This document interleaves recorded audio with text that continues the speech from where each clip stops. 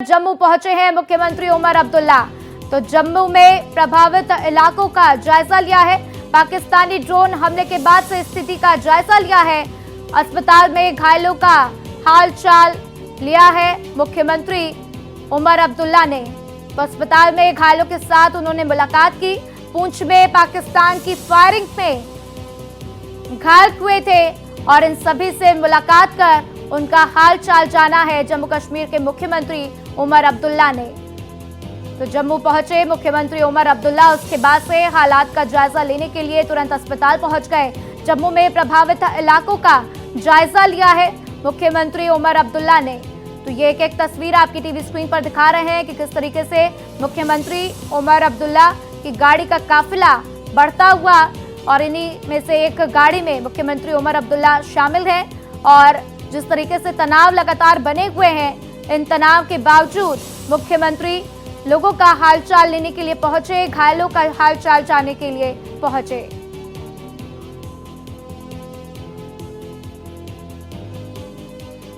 और इसी बीच मेरे साथ सिद्धार्थ वर्मा, रक्षा विशेषज्ञ, मेरे साथ लगातार जुड़े हुए हैं। सीधा उनका रुख करते हैं। सिद्धार्थ जी, लगातार एक के बाद एक बड़ी बड़ी कार्रवाई की जा रही है जिसमें भारतीय सेना को बड़ी कामयाबी पे हाथ लग रही है। और जिस तरीके से अब भारत और पाकिस्तान के बीच ये तनाव बना हुआ है, ये तो अभी तक तय है कि भारत ने वॉर डिक्लेयर नहीं किया है, ना पाकिस्तान की तरफ से किया है। सिर्फ और सिर्फ जवाबी कार्रवाई की जा रही है और जवाब दिया जा रहा है। लेकिन आगे क्या कुछ लगता है, क्या आगे जाके वॉर डिक्लेयर कर दिया जाएगा? देखिए, भारत एक बहुत मैच्योर नेशन है और भारत ने एक नॉन एस्केलेटरी पहले हम लोग ने अटैक किया, और वो भी हम लोग ने किया था जो टेररिस्ट के ठिकानों पर, या तो उनके लॉन्च पैड है, या तो टेरर बेसेस है, या टेरर के जो हेडक्वार्टर्स है, लश्कर ए तैयबा हो गया, हिजबुल मुजाहिदीन हो गया, या जैश ए मोहम्मद के, हम लोग ने उनको टारगेट किया। अब साथ ही साथ जिस तरीके से पाकिस्तान और एस्केलेशन कर रखा है, भारत के हम लोग के मिलिट्री बेसिस पे उसने अटैक किया है, और साथ ही साथ अगर हम लोग एलसी और इंटरनेशनल बॉर्डर को भी देखें, वहां पे जो उसकी आर्टिलरी शेलिंग हमारे सिविलियन लोकेशंस को भी उसने टारगेट करने रखा है। तो एक तरीके से तो एक्ट ऑफ वॉर ऑलरेडी हो चुका है। लेकिन भारत जो है, हम लोग ने ऑलरेडी इन सब, देखिए एक चीज होता है वॉर गेमिंग, जिसमें पूरा तय किया जाता है कि अगर एक एक्शन होता है तो उसके क्या क्या रिएक्शंस हो सकते हैं और उसमें हम लोग कैसे अपने रिस्पॉन्स करें। तो भारत जो है फेज वाइज हमारे रिस्पॉन्सेज इसमें आ रहे हैं। जिस जिस तरीके से पाकिस्तान हम लोग के प्रति अपना वो रिएक्शन कर रहा है, तो भारत भी हम लोग जो है उसी लेवल के हम लोग रिएक्शंस कर रहे हैं। तो हम लोग के पास इंफ्रास्ट्रक्चर पूरा रेडी है, हमारे पूरा सेना तैयार है। अगर हम लोग नेवी देखें तो हम लोग के जो naval war carrier INS Vikrant भी जो एयरक्राफ्ट कैरियर है, वो भी अरेबियन सी में एकदम मौजूद है। तो भारत हर तरीके से तैयार है।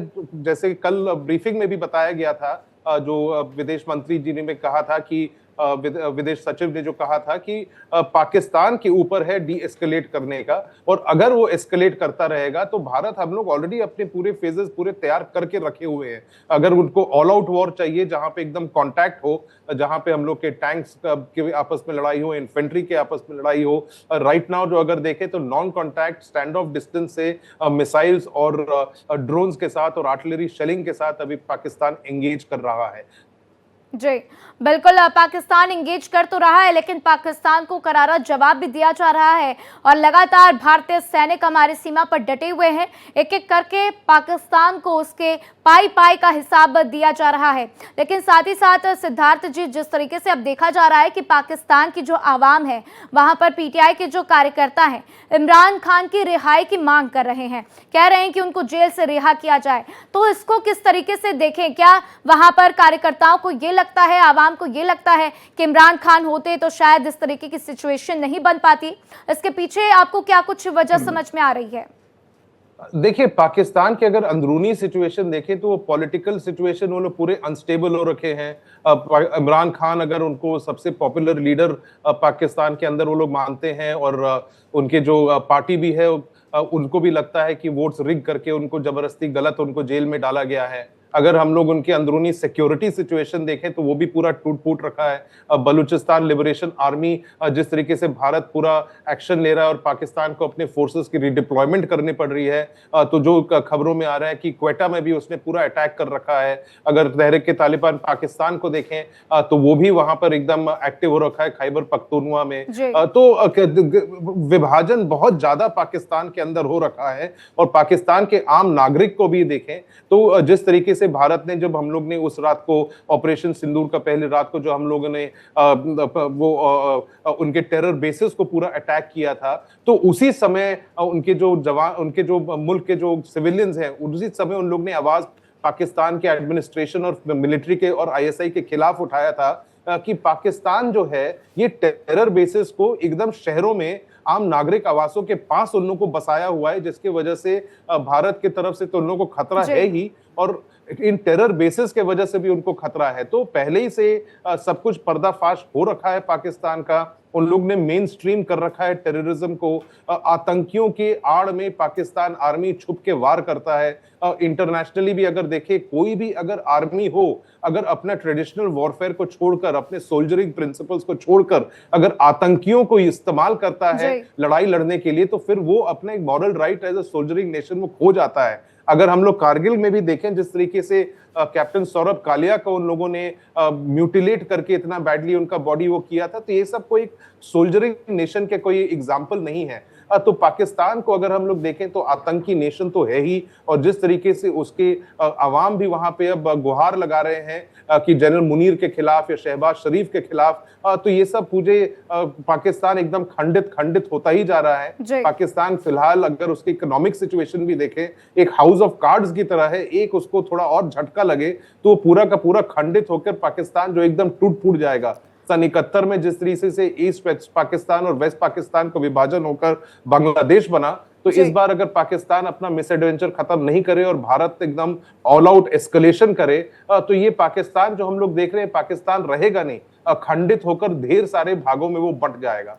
बिल्कुल सिद्धार्थ वर्मा जी, आपने बिल्कुल सही कहा, क्योंकि देखिए जिस तरीके से बलूचिस्तान लगातार बलूच लिबरेशन आर्मी के कब्जे में जाता हुआ दिखाई दे रहा है, लगातार वहां पर विद्रोह हो रहा है, लगातार सैनिकों को मारा जा रहा है, और जिस तरीके से पाकिस्तान की आवाम भी कहती रहती है कि हमारे जो हुक्मरान है, हमारी जो हुकूमत है वो बिल्कुल ठीक नहीं है, वो हमें बर्बाद करने पर तुली हुई है, उससे ये बात तो बिल्कुल साफ है कि पाकिस्तान एक वक्त आएगा जब खंड खंड टुकड़ों में बट जाएगा। लेकिन साथ ही साथ अगर हम बलूच की ही बात करें, सिद्धार्थ जी आपसे समझना चाहेंगे, एक तरफ अफगानिस्तान बॉर्डर लगता है जहां पे बलूच वाला पूरा एरिया है, और इधर भारत के साथ पाकिस्तान के टेंशन सब बने हुए हैं, तो पाकिस्तान की आखिर दिमाग कह लें कि कहां चला गया है, क्योंकि अफगानिस्तान से सपोर्ट है नहीं, वहां से पहले ही से परेशान है, बलूच के साथ उनका पहले ही सिविल वॉर चल रहा है, लगातार उनके ऊपर अटैक हो रहा है, अब भारत के साथ भिड़ जाना, क्या पाकिस्तान की हुकूमत को ये नहीं समझ में आ रहा कि इस तरीके से करने से पूरा का पूरा नुकसान उन्हीं का है, और ऐसा करके उनको कोई फायदा नहीं पहुंचने वाला है? देखिए, पाकिस्तान का अगर हम लोग इतिहास भी देखें तो वो लोग बहुत ज्यादा सोच समझ के कोई भी एक्शंस लेते नहीं है। उन लोग की एक टैक्टिकल थिंकिंग रहती है, स्ट्रेटेजिक थिंकिंग बिल्कुल रहती ही नहीं है। अब जैसे अभी जनरल मुनीर ने जो कहा जा रहा है कि जिस तरीके से उन्होंने एकदम ये पाकिस्तान के अंदर माइंड डाइवर्ट करने के लिए, देखिए पाकिस्तान की बुनियाद जो है झूठ पर है, नफरत पर है, हिंदू मुस्लिम हेट पर है, जो जनरल मुनीर उस नैरेटिव को आगे बढ़ाना चाह रहे थे। उनके जो पूरा प्रोपेगेंडा जो चलता है वो भारत के खिलाफ दिखाया जाता है, हिंदुओं के खिलाफ दिखाया जाता है, कश्मीर का फेक न्यूज लोग पेडल उसमें करते रहते हैं। तो जनरल मुनीर जो है वो कभी अंदाजा ही नहीं लगा पाए कि अगर पहलगाम में वो अटैक इस तरीके के करवाएंगे तो भारत का क्या रिएक्शन रहेगा। तो एक बहुत बड़ा इनका मिसकैलकुलेशन रहा। अब पाकिस्तान मजबूर हो रहा है कि जैसे आपने बताया कि अफगानिस्तान से भी अब उनके रिश्ते उनके ठीक नहीं है, अब बलूचिस्तान लिबरेशन आर्मी में भी वहां पे उन्होंने पूरे अपने फोर्सेस को तैनात किए हैं। अब जब ये ऐसे युद्ध जैसा सिचुएशन या युद्ध जो हो रहा है तो पाकिस्तान को अपने ढेर सारे फोर्सेस को रीडिप्लॉयमेंट करना पड़ा है। उनके पूरे डिविजन्स, 2 डिविजन्स उनको पूरा रीडिप्लॉय करना पड़ा है, या तो खैबर पख्तूनख्वा एरिया में देखें या हम लोग बलूचिस्तान से देखें। उसके वजह से ये एरियाज अब वहां पे फौज एकदम कम हो गया है, और ये जो एलिमेंट्स हैं जो वहां पे इनको आप इंसर्जेंट इंसर्जेंसी बोले या फ्रीडम फाइटर्स बोले, जो भी उनको हम लोग नाम दें, उन लोग को एक पूरा ओपन स्पेस मिल गया है जहां पे वो लोग पाकिस्तानी हुकूमत के खिलाफ खुलकर वार करें और पाकिस्तान के जो पूरे जो उनके नियंत्रण वाले जो चीजें हैं उसको भी वो लोग अपने कंट्रोल में ले लें। जैसे क्वेटा से भी खबर यही आ रहा था कि क्वेटा में उन लोगों ने ढेर सारे पाकिस्तान के मिलिट्री बेसिस को ऑलरेडी उन लोगों ने टेक ओवर भी कर लिया है। जी बिल्कुल, टेक ओवर कर लिया। और आज एक बड़ी अहम जानकारी भी सामने आई, क्योंकि पहले भी बलूचिस्तान जो है लगातार वहां की बलूच लिबरल आर्मी मांग करती थी कि एक अलग राज्य का दर्जा दे दीजिए बलूचिस्तान को। आज एक बार फिर से ये पेशकश की गई है कि बलूचिस्तान को अलग राज्य का दर्जा मिल जाए। तो ये एक बहुत बड़ी चिंता है पाकिस्तानी हुकूमत के लिए, जिस पर हम आगे भी बात करेंगे। सिद्धार्थ जी, आप मेरे साथ लगातार बने रहिए। एक अपडेट लगातार इसी बीच सामने आ रही है। भारतीय सेना अपने शौर्य का परिचय देते हुए पाकिस्तान की हर नापाक हरकत नाकाम कर रही है। क्या कुछ कहना है स्थानीय लोगों का, सुनिए। कल हम रात जैसे घर ही थे, अभी खाना ही स्टार्ट किया था, तभी एक सायरन की आवाज़ आती है और कुछ धमाकों की आवाज़ आती है। इतना अच्छा है कि जब तक थोड़ा जो हमारा डिफेंस सिस्टम है S-400 उन्होंने पहले उनको न्यूट्रलाइज कर दिया था। उसके बाद सुबह 4:30 बजे के करीब भी एक आवाज़ आई है, उसको भी शायद न्यूट्रलाइज कर लिया गया है। तो ऐसा नहीं है, डर का माहौल नहीं है, पैनिक क्रिएट नहीं करना है बस। बाहर से निकले तो एकदम से लाइट बंद हो गई, ब्लैकआउट हो गया सारा। तो उसके बाद ड्रोन वगैरह चढ़ना स्टार्ट हो गए, हमला वगैरह स्टार्ट हो गया। जैसे रास्ते में आए तो घर पे यहाँ भी सुना कि यहाँ भी हमले स्टार्ट हो गए और पूरी रात फायरिंग वगैरह चलती रही। सुबह तक यहाँ से जोर से गोलाबारी चलती रही। रात को जब 8 बजे तो ऊपर से हमने देखे ड्रोन 3-4 आ गए। उसके बाद जब फायरिंग हो गई तो हमने देखा तो कई बच्चे हमने आगे पीछे किए तो इधर तो बहुत फायरिंग चली। रात को तो मतलब एकदम से जो हमला हुआ उसके कारण थोड़ा सा डर का माहौल ले गया, लेकिन फिर धीरे धीरे जो माहौल बना उससे मतलब जितनी भी मिसाइल विसाइल आ रही थी वो मतलब एकदम से वो डिफ्यूज हो गई। और जो भी आर्मी और एयरफोर्स के ऊपर जो हमले हुए, एक भी हमला उनका कामयाब नहीं हुआ। जो भी टेक्नोलॉजी के कारण जितनी भी थी एकदम सुरक्षित है। तो पहले तो महसूस हुआ कि कोई मुनादी है या कोई पटाखे फूट रहे हैं, लेकिन जैसे घर से बाहर आए, छत की तरफ गए तो ऊपर देखे तो रियल बम जो अपनी लाइफ में हमने कभी सोचा भी नहीं था वो कल हमने देख भी लिया। ये हमारे लिए बहुत ही गर्व का समय था कि हमारे लिए जो सुनने में आया था कि इस चीजों को हमने देखा नहीं था, जब कल हमने इसको महसूस किया तो बहुत ही अच्छा लगा कि भारत का जो एयर डिफेंस है वो बहुत ही 100% परफेक्ट है। कोई भी एक भी बम जमीन पर गिरने नहीं दिया गया, सबके सब डिफ्यूज किए गए। तो देखिए, हर भारतीय के अंदर एक खुशी की लहर, क्योंकि उन्होंने बताया किस तरीके से वहां पर तनाव बने हुए थे, लगातार मिसाइल्स आ रही थी, लेकिन भारतीय सेना ने किस तरीके से उनका मुकाबला किया और जवाबी कार्रवाई की। मेरे साथ सिद्धार्थ वर्मा जी लगातार बने हुए, सीधा उनके पास चलेंगे। सिद्धार्थ जी, एक एक करके भारतीय सेना ने अपने शौर्य का प्रदर्शन किया है और S-400 डिफेंस सिस्टम से जिस तरीके से तमाम मिसाइलों को मार गिराया गया, 50 से ज्यादा ड्रोन्स को मार गिराया गया, वो अपने आप में भारतीय सेना की ताकत को बताता है। अब ऐसे में पाकिस्तान को भले ही लग रहा हो कि भारत हमारा कुछ नहीं कर पाएगा अगर हम हमले कर देंगे, लेकिन अब पाकिस्तान को यह पता चल गया होगा कि भारत का पावर क्या है, भारत की सेना कहां तक कितना ज्यादा पाकिस्तान को करारा जवाब दे सकती है।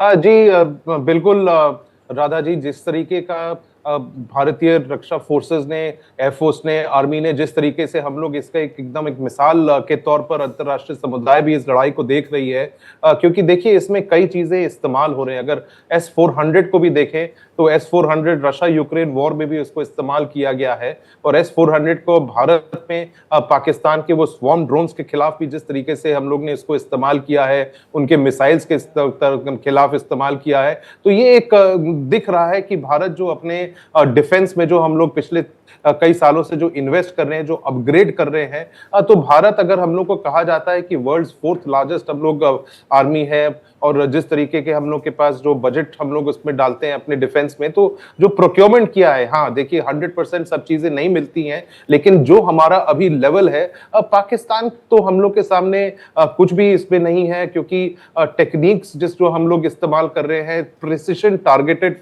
अटैक्स हम लोग कर रहे हैं, टारगेट्स पर जो उनके आतंकी बेसिस थे, बिना कोलैटरल डैमेज किए हुए सिविलियंस को भी।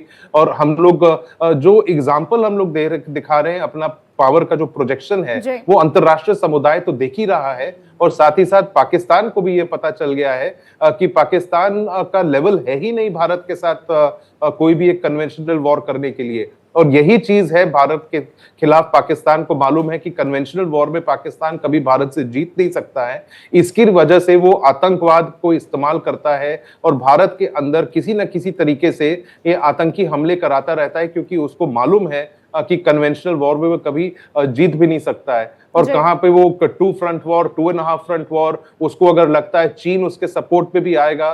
तो देखिए, एक जियोपॉलिटिकल सिचुएशन अभी इस तरह हो रखा है कि चीन जो है अब डायरेक्ट अमेरिका के साथ वो लड़ाई कर रहा है। अमेरिका जो है चाहता है चीन को कंट्रोल करने के लिए भी। और भारत अगर देखे, भारत का हम लोग को ऑलरेडी क्वाड फोर्सेस का हम लोग का समीकरण इसी चीज के लिए बना हुआ है, जिसमें भारत, अमेरिका, ऑस्ट्रेलिया और जापान हम लोग का क्वाड नेशंस का समीकरण है, जहां पे ये चीन के जो विस्तारवादी मंशाएं हैं, साउथ चाइना सी से निकलकर अगर वो इंडियन ओशन रीजन को भी डोमिनेट करना चाहे, तो हम लोग का ऑलरेडी समीकरण बना हुआ है चीन को भी कंट्रोल करने के लिए। तो पाकिस्तान एक बहुत लूजिंग बैटल लड़ रहा है, और पाकिस्तान अगर अपने आप को जल्दी से डी एस्केलेट कर एकदम माफी मांगता हुआ नेगोशिएशन टेबल पर आकर ना बैठे और आतंकी जो है हफीज सईद और सबको वापस ना करे, अरेस्ट ना करे, भारत को हैंडओवर ना करे, तो पाकिस्तान का एकदम अंत इस बार तय है। जी बिल्कुल, पाकिस्तान का अंत बिल्कुल तय है। और इसी बीच ये बड़ी खबर राजस्थान से, इस वक्त की बड़ी जानकारी, बड़ी खबर, राजस्थान के जैसलमेर में बम मिला है। तो सुरक्षा बल और पुलिस मौके पर मौजूद है। और राजस्थान से इस वक्त की बड़ी खबर कि राजस्थान के जैसलमेर में बम मिला है। तो मौके पर सुरक्षा बल और पुलिस मौजूद है।